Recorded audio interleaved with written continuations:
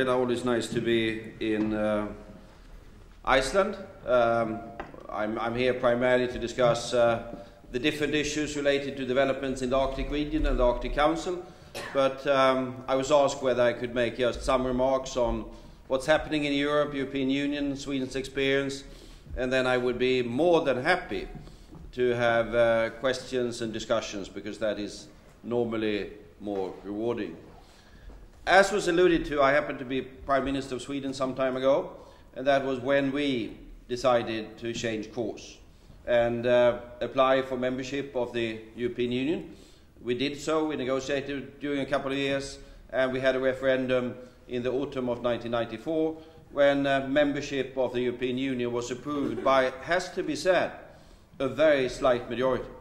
I can't remember, I'm looking at Anders, 2 or 3% or something like that. It was a tight debate, and there were quite a lot of people who were against.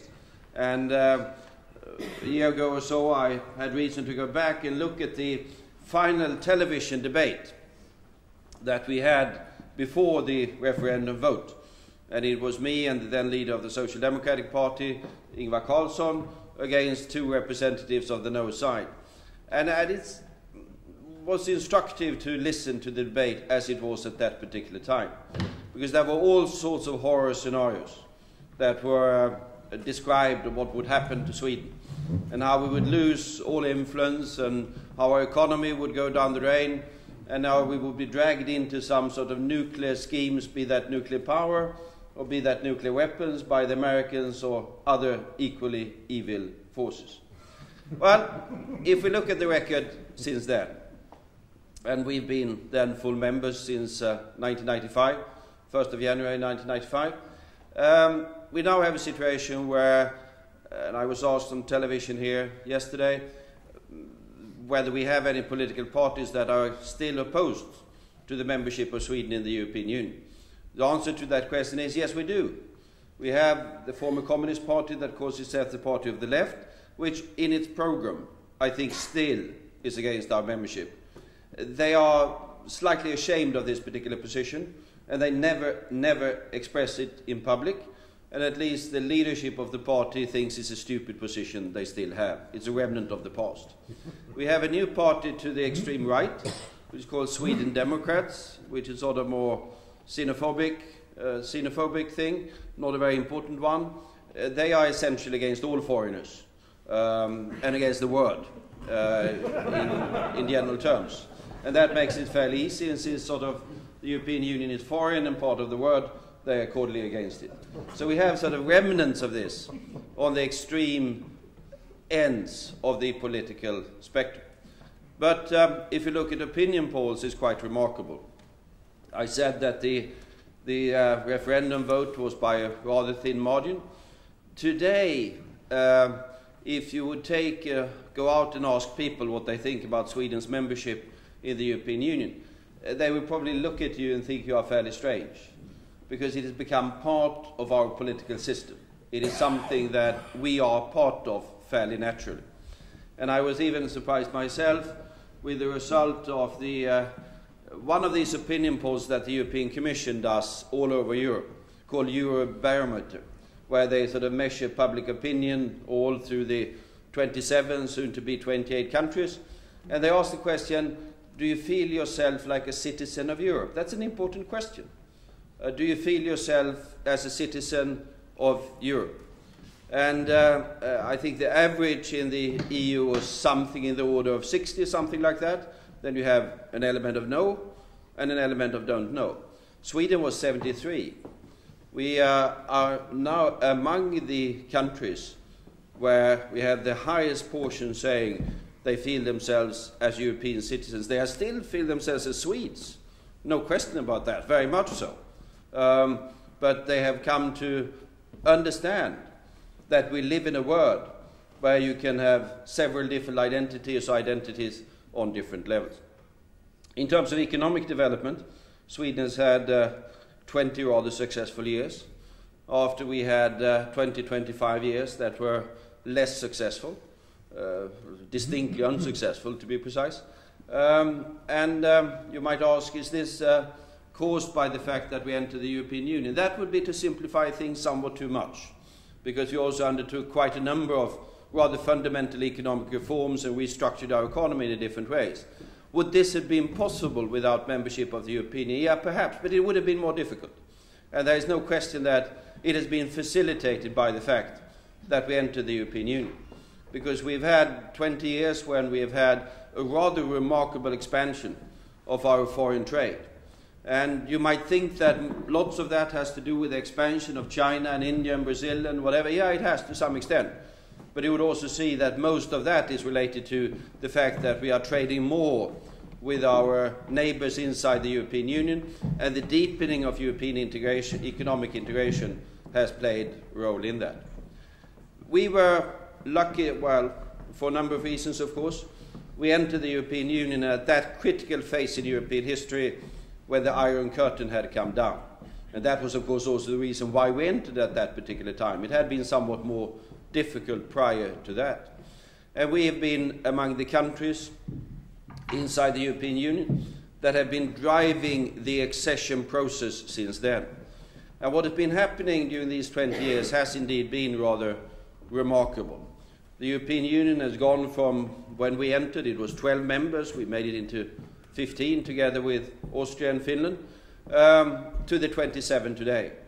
We've taken in 10 countries of Central and Eastern Europe, from the Gulf of Finland in the north down towards the Bosporus in the south, 100 million people, and established, broadly speaking, rule of the law and decent market economies and peace and possibilities for prosperity. We haven't solved all of the problems of Central and Eastern Europe, but we've clearly created a new future for them and accordingly a new stability for Europe. And I think when historians look back on the history of European integration, they will say, yes, it was reconciliation between France and Germany once upon a time. It was establishing of the customs union and all of that. But I think what we've done during the last 20 years in the forms of integration of the former countries of the Soviet Outer Empire, and indeed also the 3 Baltic states that were members not only of the Soviet Outer Empire, but were members of the, or members and members, had been occupied and taken into the Soviet Union itself, is indeed a rather remarkable achievement, no question. And we've been happy to be part of that and one of the driving forces behind it. Then, European integration is an ongoing thing. There are new challenges all the time. And what we had at the same time as we had the process of enlargement towards the east, which also fundamentally changed the economies of certain of our countries for the better in the north and somewhat more difficult in the south, as was later becoming rather obvious. We had, of course, a discussion on the institutional structures, and all of that discussion, which some of you, I think, are quite familiar with, resulted in the Lisbon Treaty that came into effect on the 1st of January 2010. We've since then been in a process of doing 2 things at the same time, implementing the different aspects of the Lisbon Treaty, primarily in the field of foreign and security policies, but to some extent also economic policy, and then also dealing, of course, with the fallout from the economic crisis that really started in the autumn of, well, became very severe in the autumn of 2008, where we had, I don't need to go into too many details in Iceland, but anyhow, from the global perspective, we had a near-death experience of the process of globalization, and that affected different countries in different ways, as we know, but it also exposed some of the needs in order to move the economic integration mechanisms further on inside the European Union, be that inside the Eurozone or in the European Union as a whole, and then it exposed also some of the needs that we have to look at the competitive position of Europe in a global world. This is work in progress, as you're all aware of. We've taken quite a number of decisions on strengthening economic policy coordination. It has a number of strange names. We have something called the six-pack, and people think this is a question of drinking beer. But as a matter of fact, it's a question of sort of, and the European semester is another of these awful bureaucratic Brussels phrases that we use. But if you go down the details, this is that we coordinate better how we run our economies so as to get overall a better performance of the European economy. The countries, or some of the countries in Southern Europe, have of course lost out in competitiveness quite heavily. And it's somewhat different in the different countries, so you can't compare them right across the board. But overall, you can say in Southern Europe, it's a question of, since the introduction of euro, their prices, wages and costs went up far too high. If you compare it to the countries in the north, Germany, Sweden, and others, we kept it fairly okay. And the reason for that was, I think we felt the competitive pressure from the east stronger, and also the opportunity of the east stronger, and sort of adjusted our industries. And we are today, Sweden, we have a current account surplus of 6% of GDP. That's quite a lot. So we've done it fairly well, and most of the countries of the north are doing, broadly speaking, fairly okay. They did not adjust, and they now have primarily a problem of competitiveness, in certain cases also, of course, deficit and of debt, and they are taking all sorts of measures. In Cyprus, it's a financial crisis primarily. You might be familiar with those kinds of phenomena, but it's different, and measures are taken. And the European Union countries as a whole, the Euro countries to some extent, the IMF to some extent, is of course trying to help them and guide them through processes that, as you are aware of, are not entirely easy, but at some time will result in a resolution. If we look near from the Swedish point of view,